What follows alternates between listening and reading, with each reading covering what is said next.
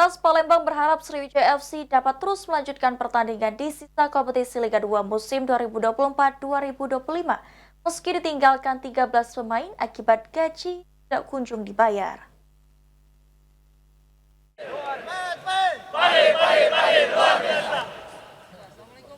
Akibat tunggakan gaji dan down payment pemain Sriwijaya FC yang hingga saat ini belum dibayar manajemen, sebanyak 13 pemain mundur meninggalkan Sriwijaya FC dan hanya menyisakan 15 pemain bertahan di tim berjuluk Laskar Wongkito.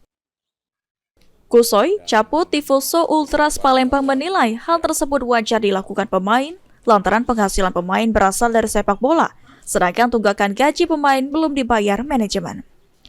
Dengan sisa pemain yang ada saat ini, Kusoy berharap bantuan pemain dari tim Liga 1 dapat segera terrealisasi, sehingga Sriwijaya FC dapat bertahan di kompetisi Liga 2, khususnya di babak play-off degradasi. Tapi kita juga jangan berkecil hati, kami berterima kasih kepada pemain-pemain yang masih loyal di Sriwijaya FC, terus untuk main tanggal 4 ini, dan berita terbaru bahwa Sriwijaya FC akan kedatangan pinjaman dari pemain Liga 1. Kami berterima kasih dengan manajemen Sriwijaya FC. Semoga Sriwijaya FC bisa menghadapi masalah ini, terkhusus untuk laga